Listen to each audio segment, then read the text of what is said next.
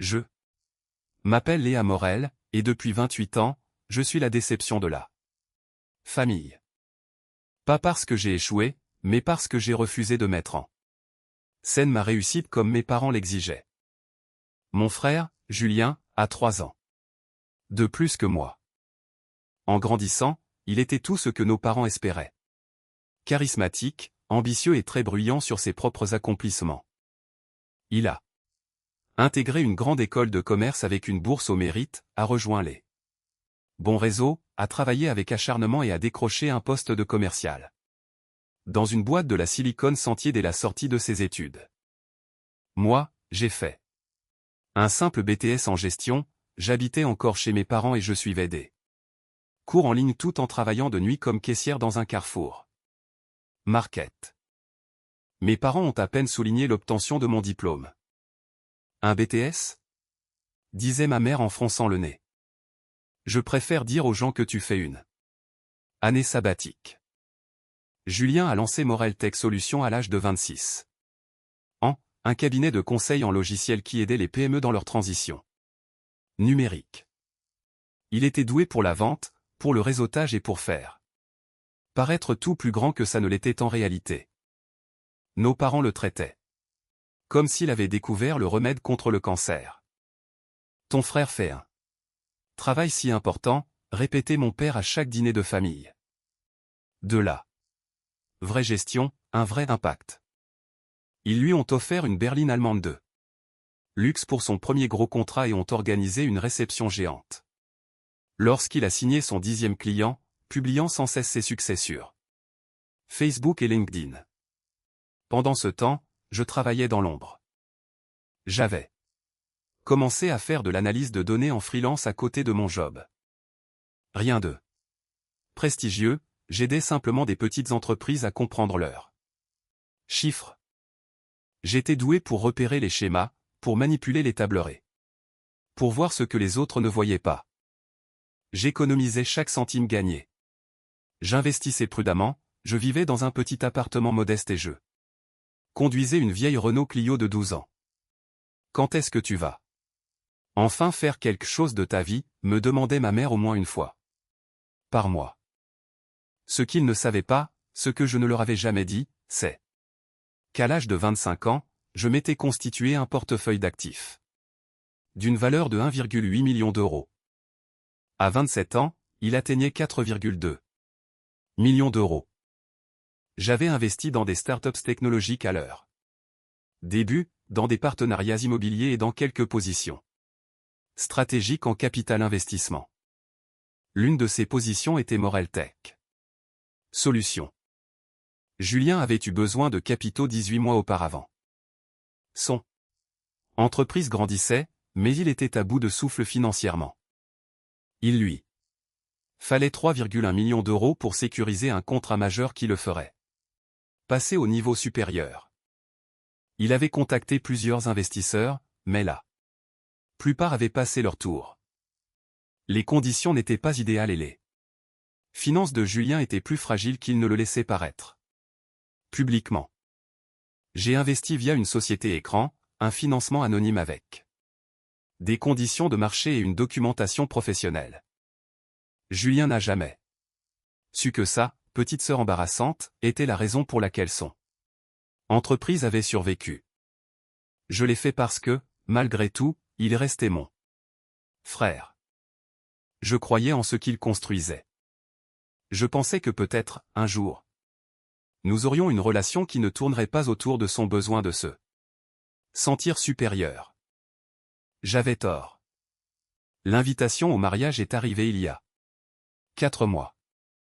Un papier élégant, une impression coûteuse, Julien Morel et Victoire d'Aubert sollicite le plaisir de votre présence.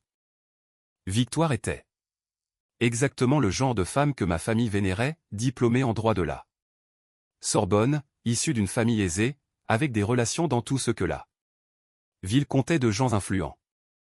Je l'avais rencontrée 2 fois, et les 2 fois, elle m'avait regardé comme si je faisais partie des meubles.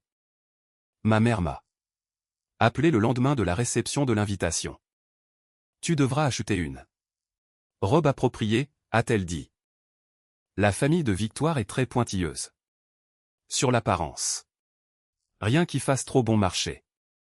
J'ai répondu que je trouverais quelque chose de joli. Et fais peut-être quelque chose pour tes cheveux.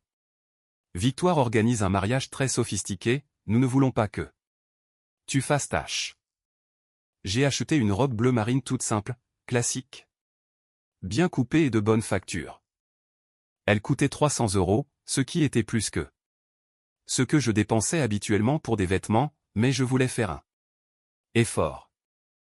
Le mariage était magnifique, un domaine en bord de Seine, un quatuor à cordes et des centaines de roses blanches. Victoire était sublime. Julien avait l'air fier.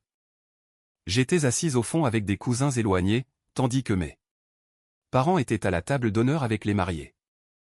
Pendant la cérémonie, j'ai regardé Julien promettre d'aimer, d'honorer et de chérir Victoire. Je me suis demandé s'il avait déjà vraiment aimé quelqu'un d'autre que lui-même, mais j'ai chassé cette pensée. Peut-être que Victoire était différente, peut-être qu'elle voyait en lui quelque chose que je ne voyais pas. La réception s'est tenue dans la salle de bal du domaine, lustre en cristal, dîner assis et bar à volonté. J'étais placé à la table 14, loin des tables familiales, ce qui ne me dérangeait pas. J'ai félicité Julien et Victoire pendant le vin d'honneur, puis j'ai rejoint mon siège pour observer tout le monde. Le dîner proposait du saumon ou du bœuf. J'ai choisi le saumon et j'ai discuté poliment avec ma voisine, une tante du côté de Victoire. Puis sont venus les discours. Le témoin a commencé avec les anecdotes habituelles sur Julien, le présentant comme une légende, un génie destiné à la grandeur. Tout le monde a applaudi. Le père de Victoire a pris la parole ensuite, louant le sens des affaires de Julien, son ambition et son avenir prometteur, avant de l'accueillir officiellement dans leur famille. C'est alors que mon père s'est levé. Je n'avais pas réalisé qu'il allait faire un discours, ma mère avait dû tout organiser. Je suis si fier de mon fils, a-t-il commencé. Julien a toujours été exceptionnel, un leader naturel, un entrepreneur né. Il a continué pendant 3 minutes sur les exploits de Julien, l'entreprise qu'il avait bâtie, le succès qu'il méritait et l'avenir radieux qui l'attendait. Il ne m'a pas mentionné une seule fois, pas même un petit mot générique du genre « Nous sommes fiers de nos 2 enfants ». C'était Julien, Julien, encore Julien. J'ai gardé un visage neutre, une compétence que j'avais acquise il y a bien longtemps. Après le dîner, alors que la musique commençait, je suis resté à ma table. J'ai regardé les nouveaux mariés faire leur première danse, puis j'ai vu mes parents rayonner de fierté. C'est là que Julien s'est approché de ma table. Il était ivre, pas au point de tomber, mais d'une ivresse bruyante et arrogante. Ses témoins, des amis d'école que j'avais croisés quelquefois, l'accompagnaient. Tiens, Léa, a-t-il lancé d'une voix qui portait jusqu'aux tables voisines. Ma petite sœur, toujours assise. Toute seule, à ce que je vois. J'ai souri, félicitations Julien, c'est un très beau mariage. Ouais, Victoire n'a pas regardé à la dépense, a-t-il dit en désignant la salle d'un geste large. C'est à ça que ressemble la réussite, Léa. La vraie réussite. Ses témoins ont ri, et quelques personnes aux tables d'à côté se sont retournées. C'est très réussi, ai-je répondu. Calmement. Tu sais ce qui est drôle. Julien s'est accoudé à ma table. Maman m'a dit que tu avais acheté cette robe pour 300 €. J'ai vérifié l'étiquette quand tu as posé ton sac. Il a secoué la tête. 300 balles. Les chaussures de Victoire coûtent plus cher que ça. Je suis sûr que ce sont de très belles chaussures, ai-je dit. Tu es la honte de cette famille, a soudainement déclaré Julien, la voix encore plus forte. Désormais, plusieurs tables nous observaient. À vivre ta petite vie triste, avec ton petit boulot. Pathétique, pendant que moi je bâtis un empire. Ses amis ont ri de plus belle. L'un d'eux, un certain Antoine je crois, a marmonné, « Mec, c'est pas cool. » Mais Julien était lancé. « Qu'est-ce que tu fais d'ailleurs? De la saisie de donner? C'est toujours ça. » Quelque chose comme ça, ai-je murmuré. Quelque chose comme ça, a-t-il mimé par moquerie. Pendant ce temps, je viens de clore un contrat de 7 millions d'euros. 7 millions. Est-ce que tu arrives seulement à concevoir un chiffre pareil? Je l'ai regardé, je l'ai vraiment regardé. C'était mon frère, la personne que j'avais protégée, en qui j'avais cru. Quand aucun autre investisseur ne voulait de lui. Encore félicitations pour ton mariage, Julien, ai-je dit. J'ai sorti mon téléphone, ouvert mon application de messagerie cryptée et envoyé un message à mon gestionnaire de fortune, retirer tout le financement de Morel Tech Solutions. Effet immédiat. Activer la clause d'exigibilité. J'ai appuyé sur envoyer. 15 secondes plus tard, le téléphone de Julien a commencé à biper. Au début, il l'a ignoré. Continuant de rire avec ses amis. Mais les bips continuaient, message après message. Il a fini par sortir son téléphone, a regardé l'écran, et son visage s'est décomposé. C'est quoi ce bordel, a-t-il grommelé. D'autres messages sont arrivés. Puis son téléphone a carrément sonné. Il a regardé l'identité de l'appelant et a pâli. Je dois prendre ça, a-t-il dit à ses amis avant de se diriger précipitamment vers le hall du domaine. Antoine m'a regardé. Qu'est-ce qui vient de se passer? Je n'en ai aucune idée, ai-je répondu. En buvant une gorgée d'eau, alors que je savais exactement ce qui se passait. Morel Tech Solutions avait un accord de financement très spécifique. L'investisseur anonyme, c'est-à-dire moi, disposait d'une clause d'accélération. Si elle était activée, tous les capitaux engagés devaient être remboursés sous 72 heures. Les 3,1 millions n'étaient pas un simple prêt, il était structuré comme une obligation convertible, mais la clause permettait un remboursement immédiat sous certaines conditions. Des conditions que je venais d'activer.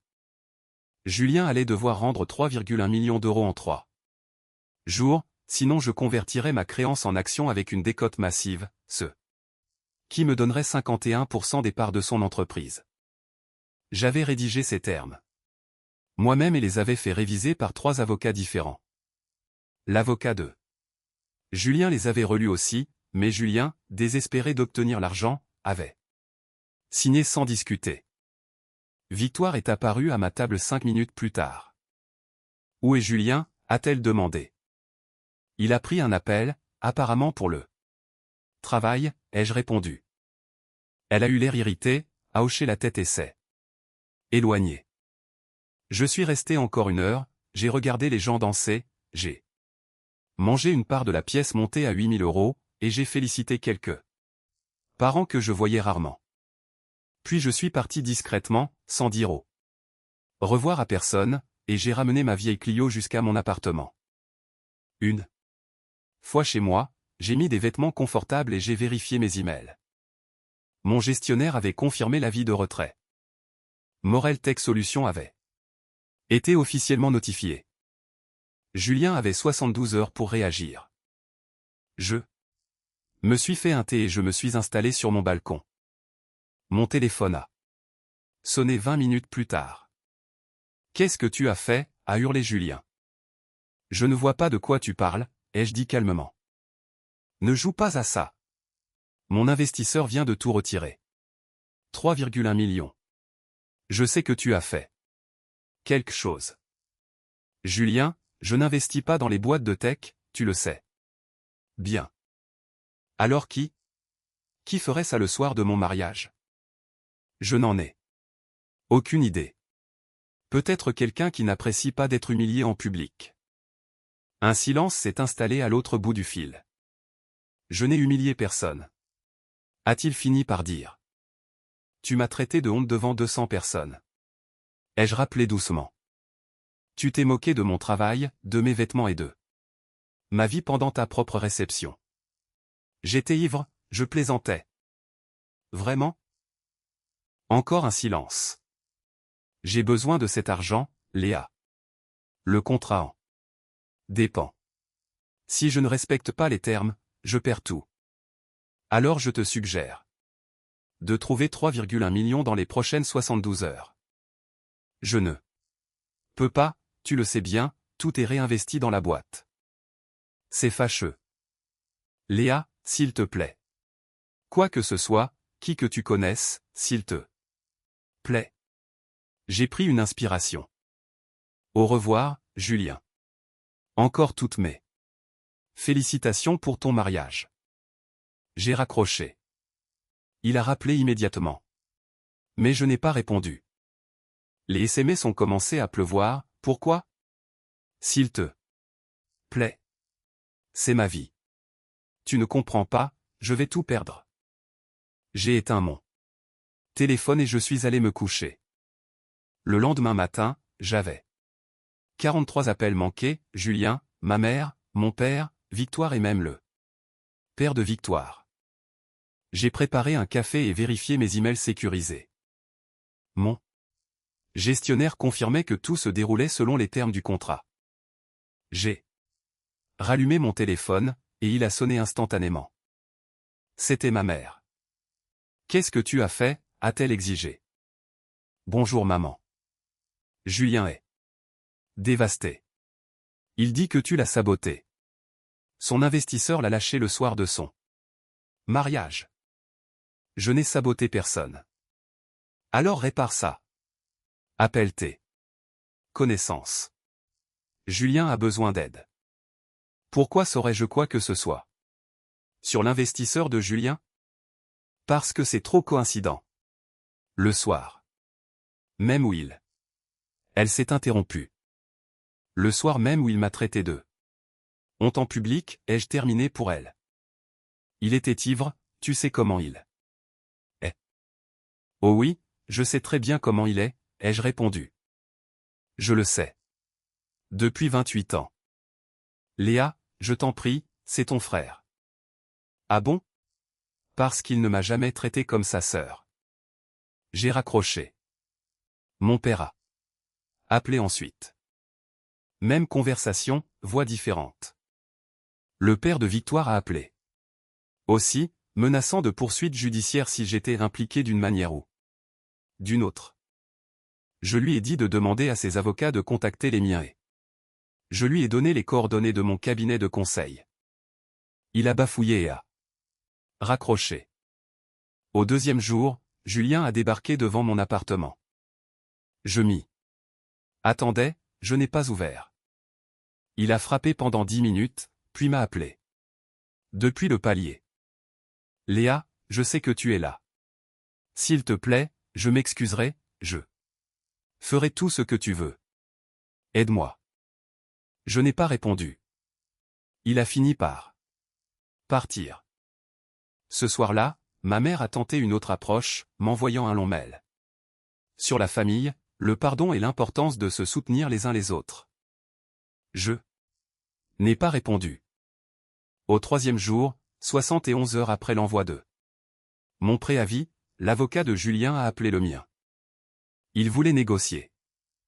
Mon client est prêt à présenter des excuses publiques, a dit son avocat, et à offrir une compensation financière pour le préjudice moral causé.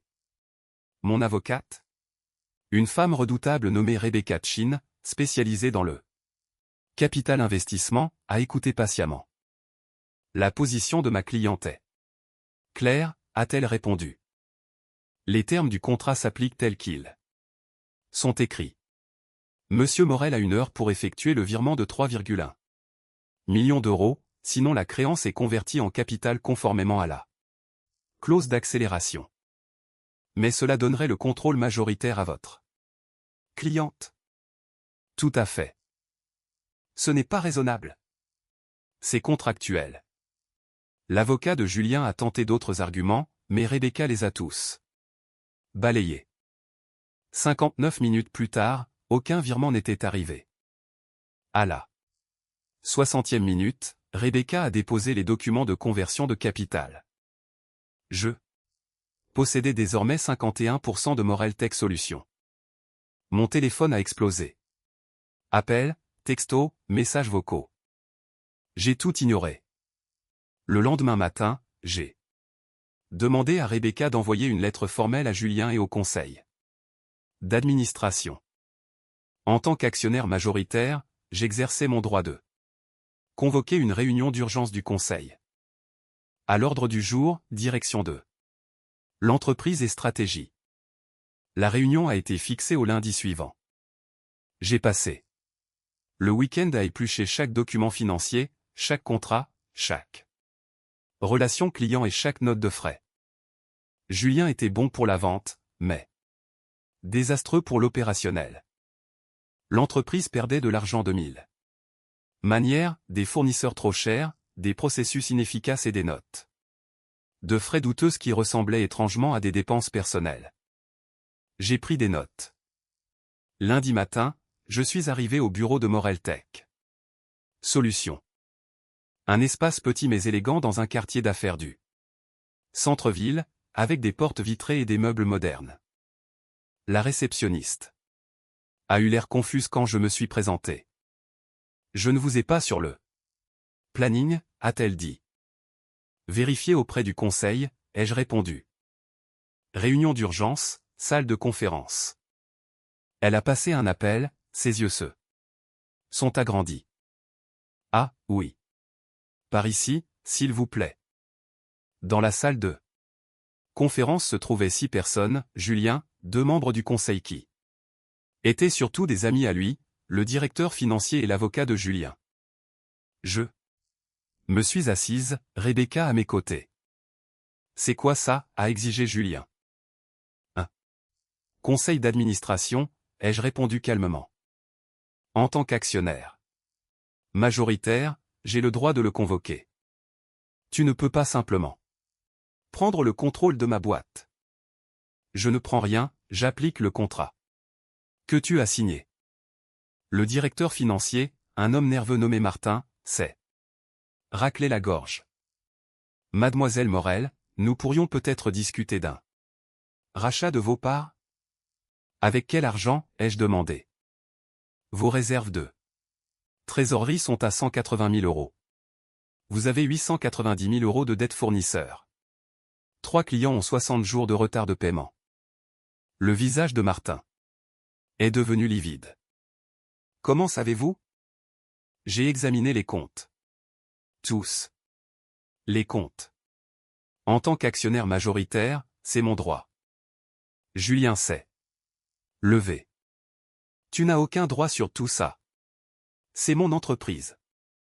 C'était ton entreprise, ai-je dit doucement. Maintenant, j'en possède 51%. J'ai bâti ça à partir de rien. Tu l'as bâti avec 3,1 millions d'euros de mon argent. Un silence de mort a envahi la pièce. Ton argent? Julien m'a fixé. Ton argent. C'est toi l'investisseur? C'est moi. Il s'est effondré sur sa chaise. Toi? Mais tu fais de la saisie de données. Je travaille dans le capital investissement depuis 7 ans. Mon portefeuille vaut 4,2 millions d'euros. Morel Tech Solutions était l'un de mes investissements. La voix de ma mère a retenti depuis l'entrée. C'est impossible. Je me suis retourné. Mes parents étaient là. La réceptionniste derrière eux avait l'air désolé. Ils ont dit qu'ils étaient de la famille. A-t-elle balbutié. C'est bon, lui ai-je dit. Mon père est entré dans la pièce. Léa, de quoi est-ce qu'elle parle? Je parle du fait que je suis l'investisseur anonyme de Julien depuis 18 mois. L'argent qui a sauvé sa boîte, qui a financé son gros contrat et qui a payé son succès, c'était le mien. Ma mère a secoué la tête. Tu n'as pas ce genre d'argent. Si, je l'ai. J'ai aussi des parts dans cette autre entreprise, un patrimoine immobilier de 1,8 million et je gère un fonds de capital risque pour 3 autres clients. Privé. Ce n'est pas possible, a répété mon père. C'est tout à fait possible. Je suis juste discrète, contrairement à certains. Julien fixait ses mains. Tu as investi en moi. Oui. Pourquoi? Parce que tu es mon frère. Parce que je croyais en ton travail. Parce que je voulais t'aider. Alors pourquoi te retirer maintenant? Je l'ai regardé droit dans les yeux. Parce que tu m'as traité de honte à ton mariage devant 200 personnes. Parce que tu as passé ta vie à essayer de me rabaisser pour te sentir grand. Parce que j'ai réalisé que je finançais quelqu'un qui n'avait que du mépris pour moi. La pièce était silencieuse. Je suis désolé, a fini par dire Julien. J'étais ivre. Je ne le pensais pas. Si, tu le pensais. Tu le penses. Toujours. C'est ce que tu as toujours été. Ma mère est intervenue, Léa. Nous ne savions pas. Si nous avions su pour ta réussite, nous aurions été. Vous auriez été quoi, ai-je coupé? Fier de moi? Vous m'auriez considéré? Vous m'auriez traité comme si j'existais? Elle n'a pas répondu. La seule chose qui a changé, c'est que maintenant vous savez que je ne suis pas une honte. Mais j'étais la même personne la semaine dernière. La même personne depuis 28 ans. La seule différence, c'est que ma réussite est devenue visible. Je me suis levé. Je ne suis pas là pour punir qui que ce soit. Je suis là pour prendre une décision commerciale. J'ai regardé Julien. Morel Tech Solutions a du potentiel, mais c'est mal géré. Tu es bon en vente. Julien. Tu es nul pour tout le reste. Voici ma proposition, tu restes en tant que vice-président des ventes. Salaire plus commission. J'amène une vraie direction, une vraie gestion opérationnelle. On redresse cette boîte. Et si je refuse? Alors je te vire et je le fais quand même. Je possède 51%, je peux te démettre de n'importe quel poste.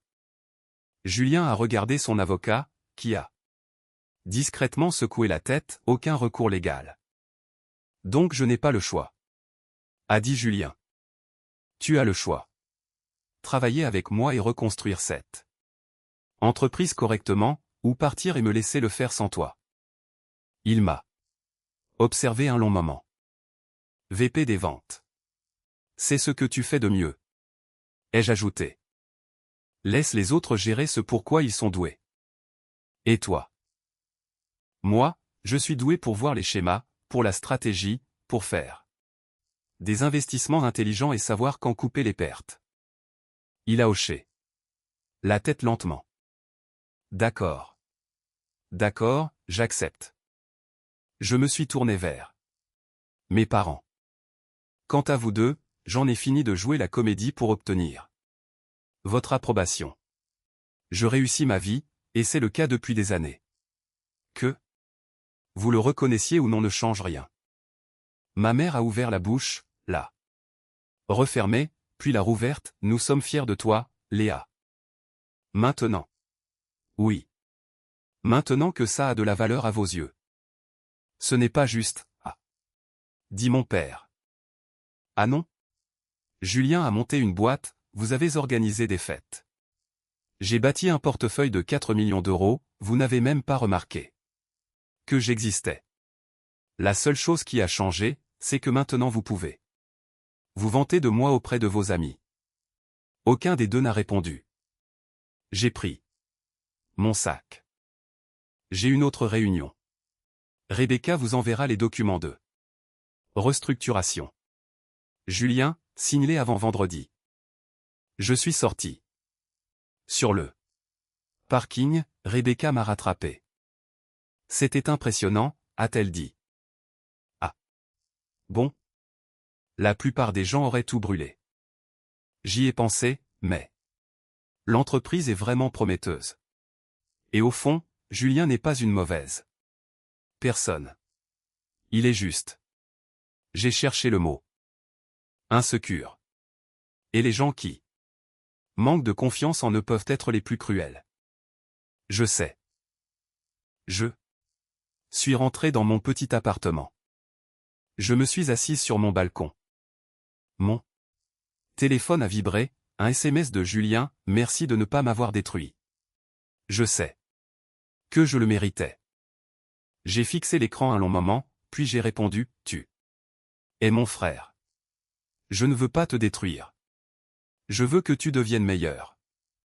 3 petits points sont apparus, ont disparu, puis sont revenus, je vais essayer.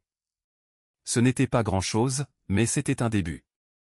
6 mois plus tard, Morel Tech Solutions avait un vrai directeur financier, des opérations simplifiées et était enfin rentable. Julien se concentrait sur ce qu'il maîtrisait, charmer les clients et conclure des contrats. L'entreprise prospérait. Mes parents se sont habitués très lentement à l'idée que leur fille embarrassante avait mieux réussi qu'ils ne l'auraient jamais imaginé. Ils ont essayé de se vanter, mais je les ai recadrés à chaque fois. Je suis là. Même personne qu'avant que vous ne sachiez, leur rappelais-je. Que vous soyez fiers ou non ne change pas qui je suis. Victoire a divorcé de Julien. Après 8 mois. Il s'est avéré qu'elle l'avait épousé pour l'image de la réussite, et quand cette image s'est fissurée, elle a perdu tout intérêt. Julien a eu beaucoup de mal à s'en remettre. Il m'a appelé un soir, ivre et en pleurs. J'ai tout perdu, disait-il. Non, lui ai-je répondu. Tu as perdu quelqu'un qui ne t'a jamais estimé pour ce que tu es vraiment. Ce n'est pas tout, ce n'est rien. Il est venu chez moi le lendemain, sobre, avec 2 cafés. On peut discuter, a-t-il demandé. Bien sûr. Nous nous sommes assis sur mon balcon, café à la main, à regarder la ville s'agiter en bas. Je suis désolé, a-t-il dit. Pour tout. Pour chaque fois où je t'ai fait te sentir petite. Pour le mariage. Pour tout le reste. D'accord. C'est tout. Juste d'accord? Qu'est-ce que tu veux que je dise, Julien? Que c'est? Oublier? Ça ne l'est pas. Tu m'as fait souffrir pendant des années. Tu m'as fait sentir comme une moins que rien. Ça ne disparaît pas juste avec des excuses. Je sais, mais je veux faire mieux. Je veux être quelqu'un de mieux. Je l'ai regardé. Alors sois meilleur. Pas pour moi, pas pour maman et papa. Pour toi. Il a hoché la tête. J'essaie. Je sais. Nous sommes restés en silence. Un moment. Il est sympa ton appart, a-t-il fini par dire. Petit, mais sympa. Je l'aime bien. Tu pourrais t'offrir beaucoup plus grand. Beaucoup plus grand. Je sais, mais je n'en ai pas besoin. Ça me suffit. Il a souri. T'es bizarre. Ouais, je sais. Et je crois que ça me va. Ça te va très bien. On a fini nos cafés. Julien est parti, mais il est revenu la semaine suivante, puis celle d'après. Lentement, très lentement, nous avons construit quelque chose qui ressemblait enfin à une relation fraternelle. Pas celle dont j'avais toujours rêvé, mais quelque chose de vrai, d'honnête. Je n'ai jamais déménagé, je n'ai jamais acheté de voiture de luxe, je n'ai jamais rien posté sur ma réussite sur les réseaux sociaux. J'ai continué à faire ce que j'avais toujours fait, observer les schémas, investir intelligemment et bâtir quelque chose de solide et de réel. Et j'ai appris que la seule validation qui compte vraiment est la sienne. Tout le reste n'est que du bruit.